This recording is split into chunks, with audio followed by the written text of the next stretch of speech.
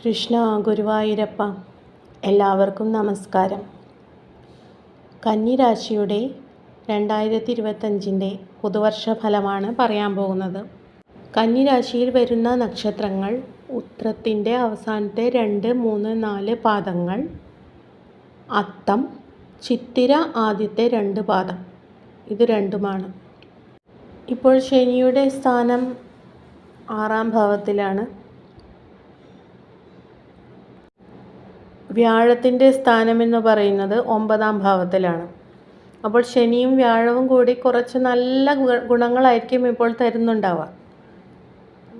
താരതമ്യേന കുഴപ്പമില്ലാതെ കാര്യങ്ങളൊക്കെ കഴിഞ്ഞു പോകും. എല്ലാം കൊണ്ടും കുറച്ച് ഭേദമുള്ള, തരക്കേടില്ലാത്ത നല്ലൊരു സമയമാണ് ഇത്. ശരിക്കും പൂർണ്ണമായ അനുഭവവേദ്യത്തിൽ വരണമെങ്കിൽ ജാതകത്തിൽ വളരെ നല്ല സമയമാണെങ്കിൽ ഇത് പൂർണ്ണമായും അനുഭവത്തിൽ വരും.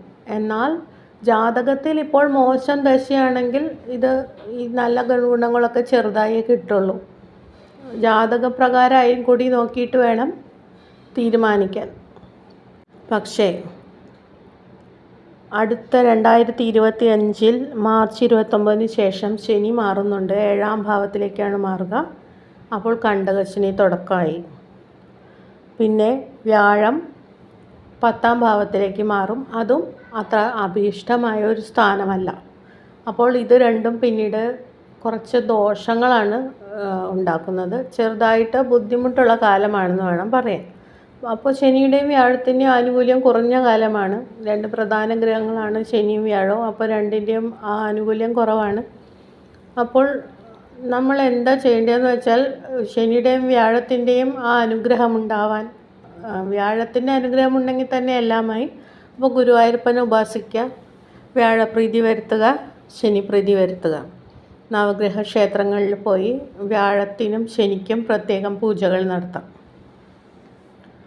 പിന്നെ കണ്ടകശനിയുടെ ദോഷങ്ങൾ അനുഭവിക്കാതിരിക്കാനായിട്ട് നമുക്ക് ശാസ്താവിൻ്റെ ക്ഷേത്രത്തിൽ നീരാഞ്ജനം ചെയ്യാം. അതുപോലെ ശിവന് മൃത്യുഞ്ജയ ഹോമം ചെയ്യാം. ഇതൊക്കെ ശനിദോഷങ്ങൾ കുറയ്ക്കാൻ വളരെ ഫലപ്രദമാണ്.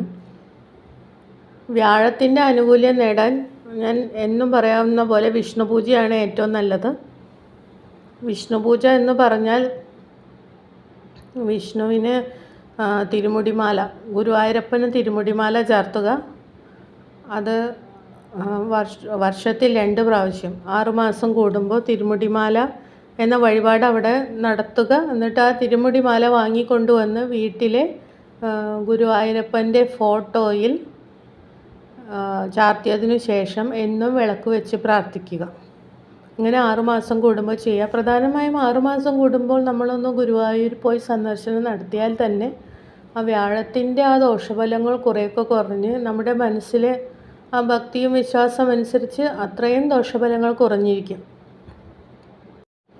അപ്പോൾ ഈശ്വരവചനം എല്ലായ്പ്പോഴും ഉണ്ടാവുക. എത്ര മോശം സമയമാണെങ്കിലും നല്ല സമയമാണെങ്കിലും ഈശ്വരനെ കൈവിടാണ്ടിരിക്കുക. അപ്പോൾ ഏത് സമയത്തിലും നല്ല രീതിയിൽ നമുക്ക് കടന്നു പോകാനും ഒരു തടസ്സമില്ലാതിരിക്കാനും ഭഗവാൻ സഹായിക്കും.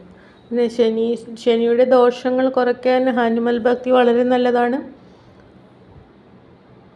ഹനുമാനെ വിചാരിക്കുന്നവർ, ഹനുമാൻ്റെ ഭക്തരെ ശനിദോഷം ബാധിക്കില്ല എന്ന് പറയും.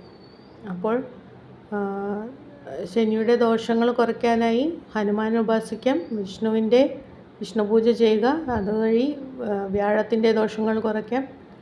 അങ്ങനെ അടുത്ത 2025 എല്ലാവർക്കും ശുഭകരമായി തീരട്ടെ. ഭഗവത് ഭക്തി കൊണ്ടും ഭജനം കൊണ്ടും ഉപാസന കൊണ്ടും എല്ലാം കൊണ്ടും നല്ലതായി തീരട്ടെ എന്ന് ആശംസിച്ചുകൊണ്ട് എല്ലാവർക്കും നന്ദി, നമസ്കാരം.